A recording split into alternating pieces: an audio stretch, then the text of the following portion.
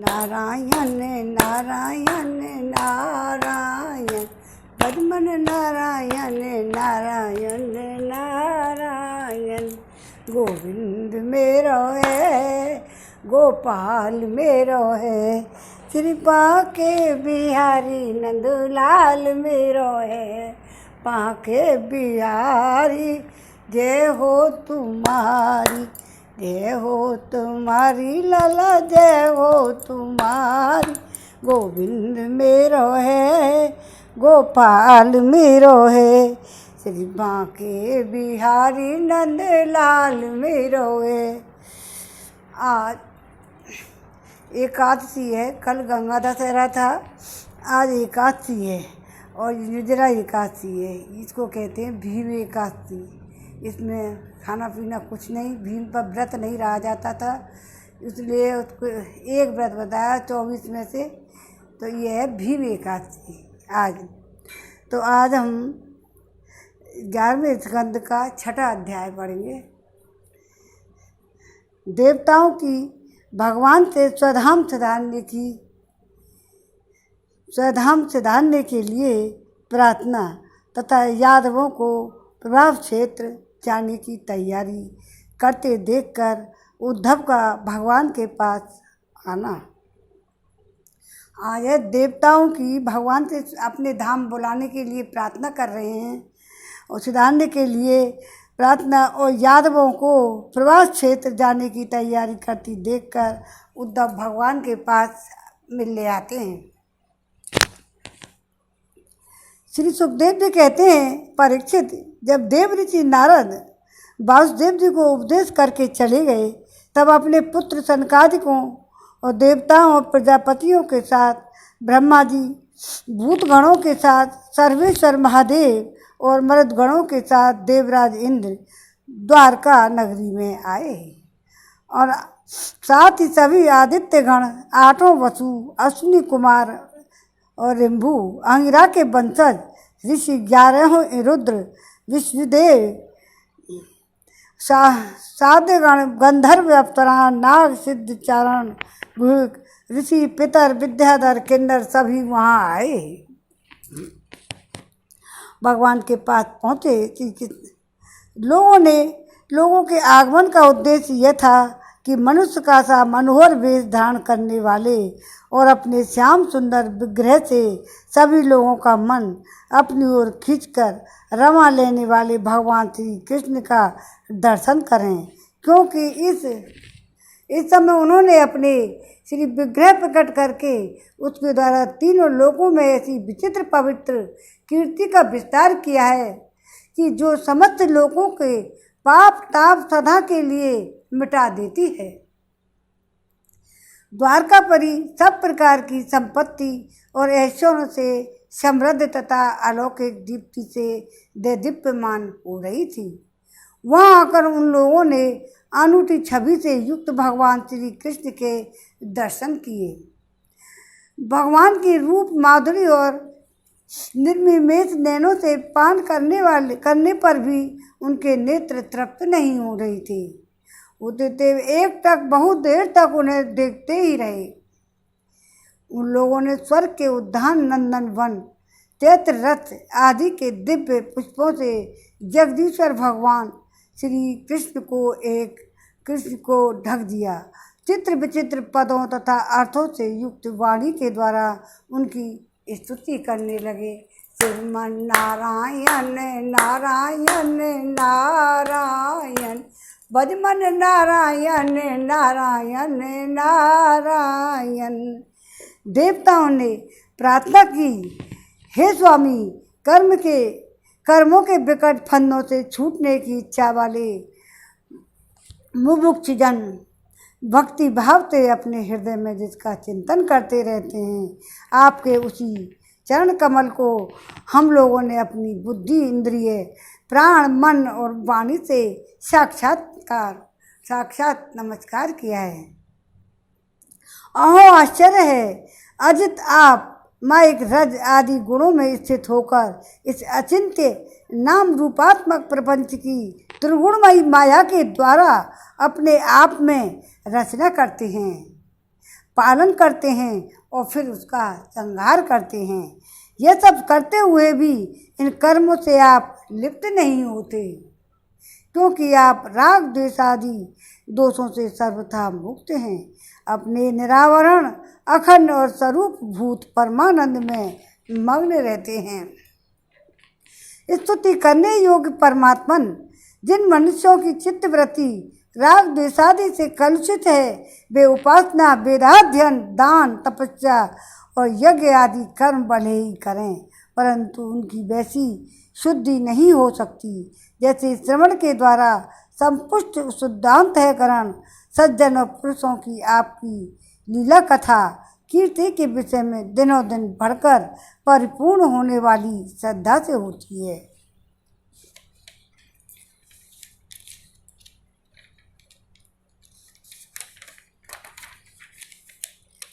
मननशील मधुसूदन मोक्ष प्राप्ति के लिए अपने प्रेम से पिघले हुए हृदय के द्वारा जिन्हें लिए फिरते हैं, पांच रात्र विधि से उपासना करने वाले भक्तजन समान ऐश्वर्य की प्राप्ति के लिए वासुदेव, शंकरसन, प्रद्युम्न और अनिरुद्ध इस चतुर्व्यूह में के रूप में जिनका पूजन करते हैं, जितेंद्रिय श्री धीर पुरुष स्वर्ग लोक का अतिक्रमण करके भगवत धाम की प्राप्ति के लिए तीनों समय जिनकी पूजा किया करते हैं, याज्ञिक लोग तीनों वेदों के द्वारा बतलाई हुई विधि से अपने संयुक्त हाथों के हविष्य से लेकर यज्ञ कुंड में आहुति देते और उन्हीं का चिंतन करते हैं। आपके आत्मस्वरूपणी माया के जिज्ञासी योगी जन हृदय के अंत देश में दहर विद्या आदि के द्वारा आपके चरण कमलों का ही ध्यान करते हैं और आपके बड़े बड़े प्रेमी भक्तजन उन्हीं को अपना परम इष्ट आराध्य देव मानते हैं। हे प्रभु, आपके बेही चरण कमल हमारी समस्त अशुभ वासनाओं, विषय वासनाओं को भस्म करने के लिए अग्नि स्वरूप हों। वे अग्नि के समान हमारे पाप तापों को भस्म कर दें। हे प्रभु, यह भगवती लक्ष्मी आपके वक्ष स्थल पर मुरझाई हुई और वासी वनमाला से भी चौथ की तरह स्पर्धा रखती है, फिर भी आप उनकी परवाह न कर भक्तों के द्वारा इस बासी माला से ही की हुई पूजा भी प्रेम से स्वीकार करते हैं। ऐसे भक्त वत्सल प्रभु के चरण कमल सर्वदा हमारी विषय वासनाओं को जलाने वाले अग्नि स्वरूप है। अंततः 52 अवतार में दैत्यराज बलि की दी हुई पृथ्वी को नापने के लिए जब आपने अपना पाँव उठाया था, वह सत्यलोक में पहुंच गया था, तब ऐसा जान पड़ता था मानो कोई बहुत बड़ा विजय ध्वज हो। ब्रह्मा जी के पखारने के बाद उससे गिरती हुई गंगा जी के जल की 3 धाराएं ऐसी जान पड़ती थी मानो उसमें लगी हुई 3 पताकाएं फहरा रही हों। उसे देखकर असुरों की सेना भयभीत हो गई थी और देव सेना निर्भय। आपका यह चरण कमल साधु स्वभाव पुरुषों के लिए आपके धाम वैकुंठ लोक की प्राप्ति का और दुष्टों के लिए अधोगति का कारण है। हे भगवान, आपका वही पाद पद्म हम भजन करने वालों के सारे पाप ताप और धो बहा दें। ब्रह्मा जितने भी शरीरधारी हैं, वे तत्व रज तम तीनों गुणों के परस्पर विरोधी त्रिविध भावों को टक्कर से जीते मरते रहते हैं। वे सुख दुख के थपेड़ों से बाहर नहीं हैं। 3 तो ठीक वैसे ही आपके बस में हैं।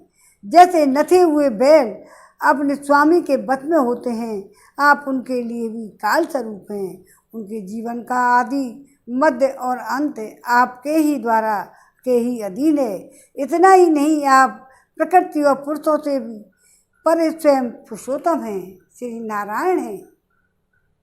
आपके चरण कमल हम लोगों का कल्याण करें। हे प्रभु, आप इस जगत की उत्पत्ति स्थिति प्रलय के परम कारण हैं, क्योंकि शास्त्रों ने ऐसा गाया है, कहा है कि आप प्रकृति पुरुष और महत्व तत्व की नियंत्रण करने वाले काल हैं। शीत, ग्रीष्म और वर्षाकालीन 3 नाभियों वाले संवत्सर के रूप में सबको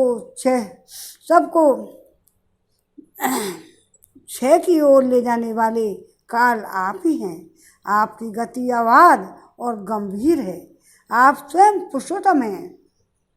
यह पुरुष आपसे शक्ति प्राप्त करके अमोघ वीर हो जाता है और फिर माया के साथ संयुक्त होकर विश्व के महत तत्व गर्भ का स्थापन करता है। इसके बाद वह महत तत्व त्रिगुणमयी माया का अंतरण करके पृथ्वी, जल और तेज, वायु, आकाश, अहंकार, मन रूप 7 आवरणों और परतों वाले इस सुवर्ण वर्ण ब्रह्मांड की रचना करता है। इसलिए ऋषिकेश, आप समस्त चराचर जगत के अधीश्वर हैं। यही कारण है कि माया की गुण विषमता के कारण बनने वाले विभिन्न पदार्थों को उपभोग करते हुए आप उनमें लिप्त नहीं होते।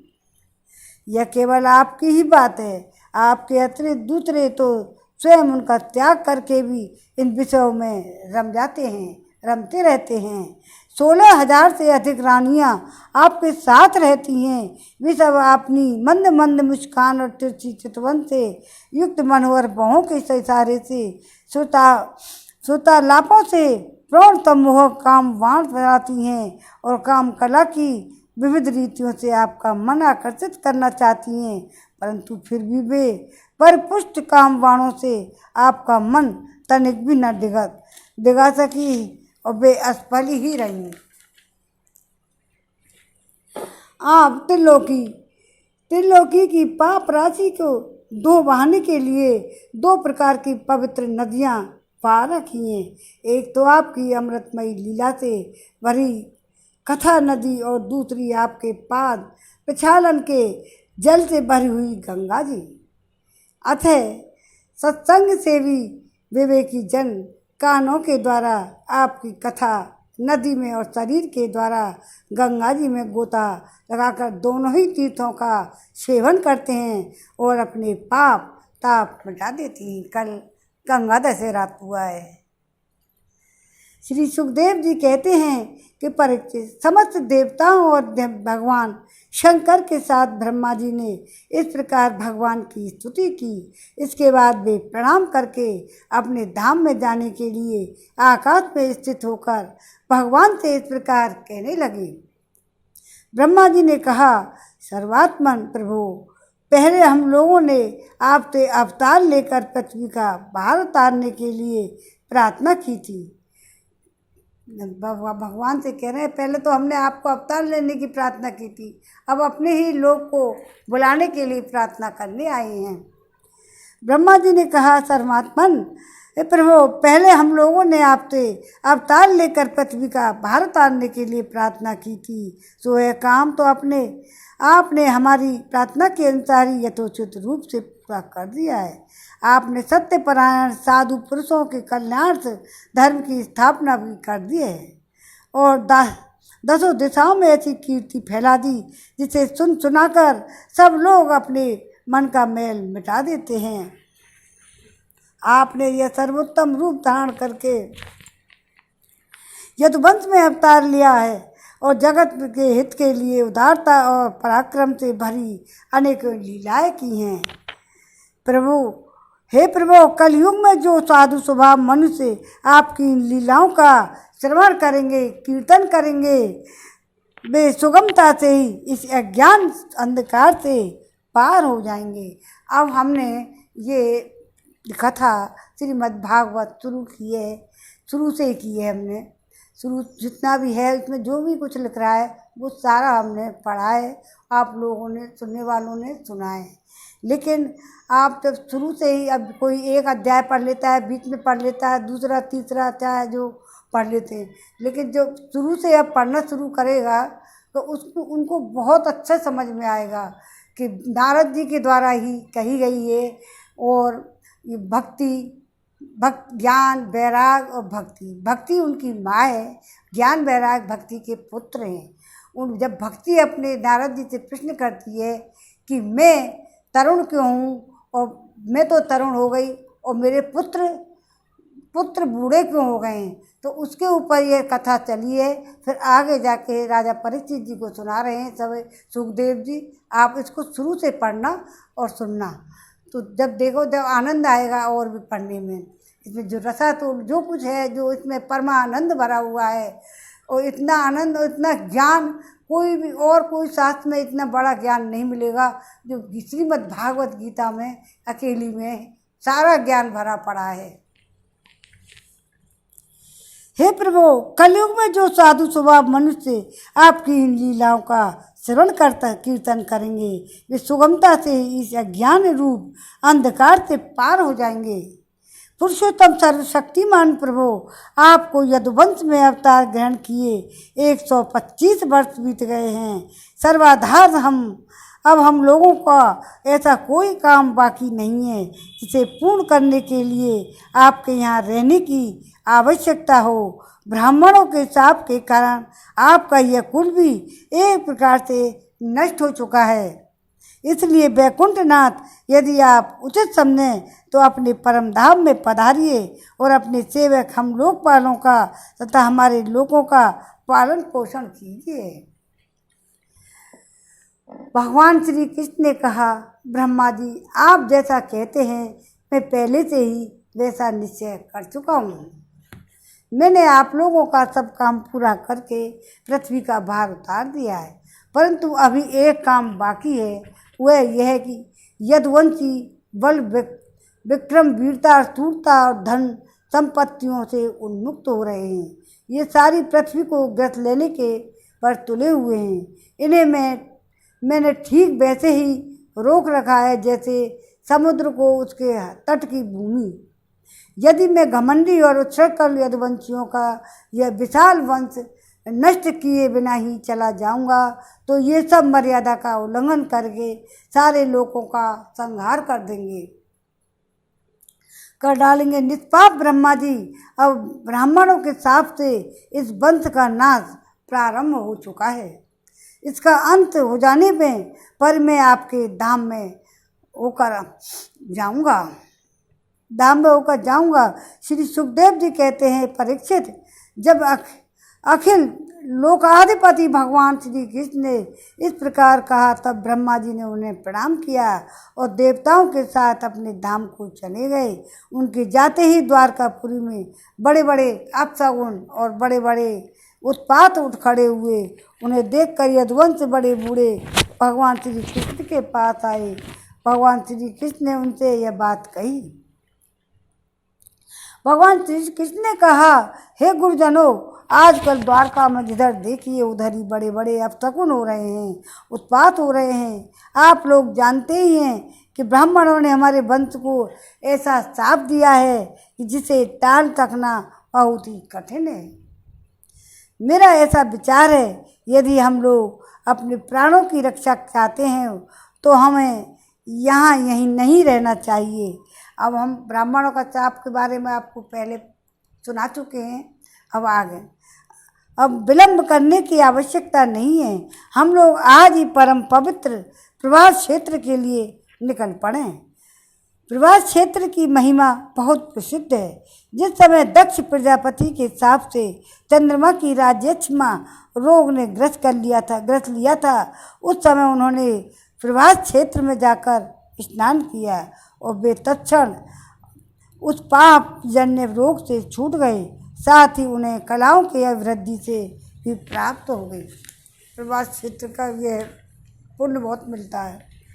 हम लोग भी प्रभास क्षेत्र में चलकर स्नान करेंगे, देवता एवं पितरों का तर्पण करेंगे, साथ ही अनेकों गुण वाले पकवान तैयार करके श्रेष्ठ ब्राह्मणों को भोजन कराएंगे।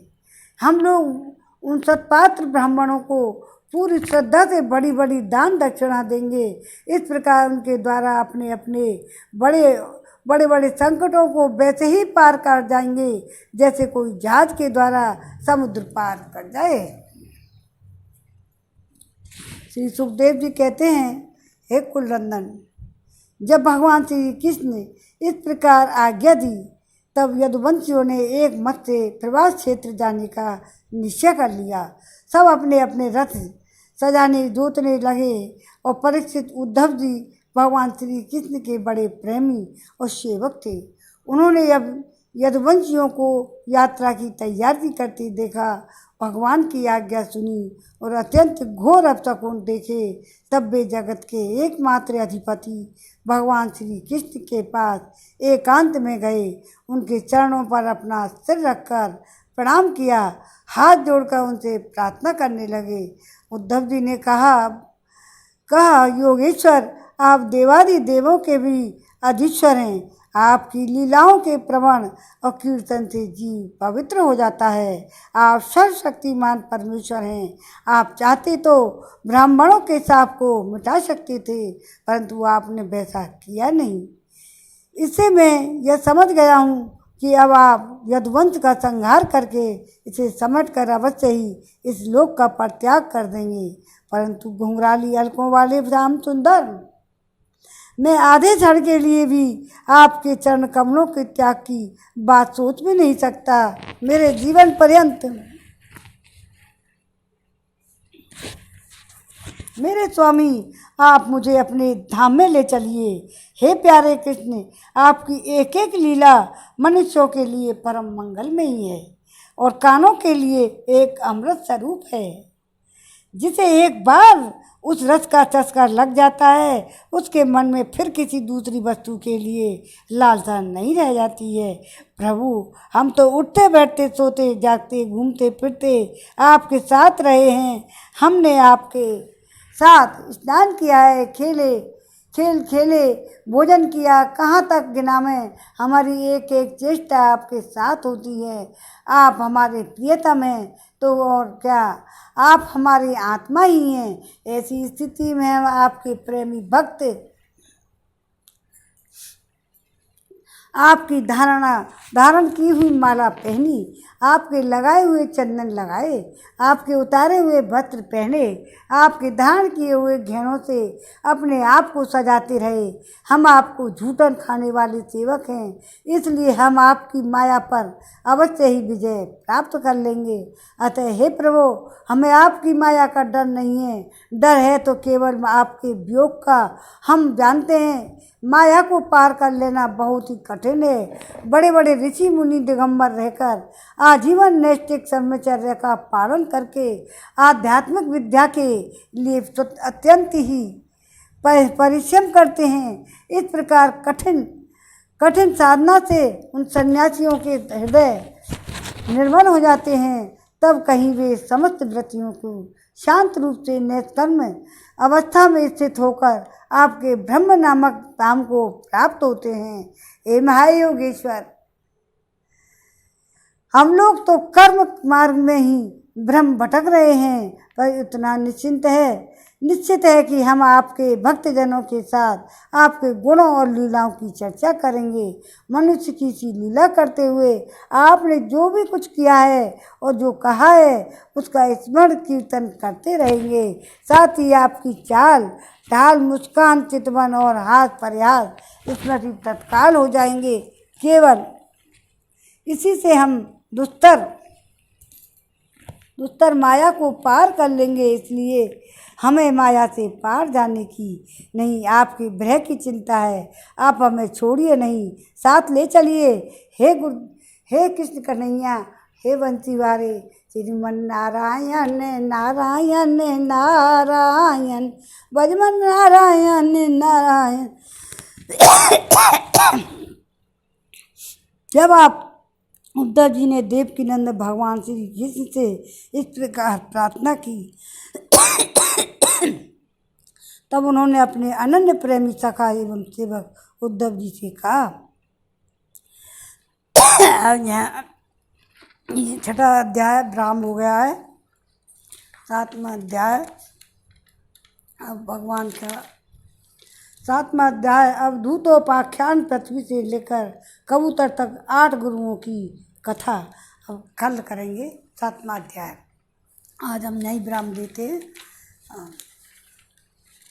श्रीमन नारायण नारायण नारायण, भजमन नारायण नारायण नारायण। गोविंद मेरो है, गोपाल मेरो है, श्री बांके बिहारी नंदलाल मेरो है, नंद मेरो है, गोपाल मेरो है, श्री बांके बिहारी नंदलाल मेरो है।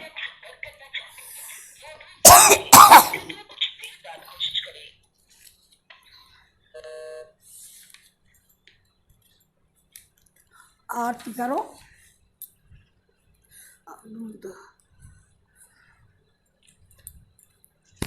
गोपाल मेरो है, गोविंद मेरो है, श्री बांके बिहारी नंदलाल मेरो है।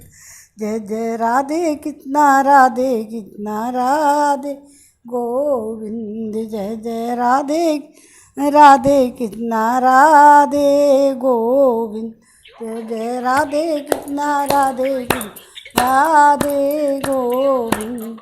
कवि कल्याण गिरि धरण छवि लीला, मदन मोहन वृंदावन चल।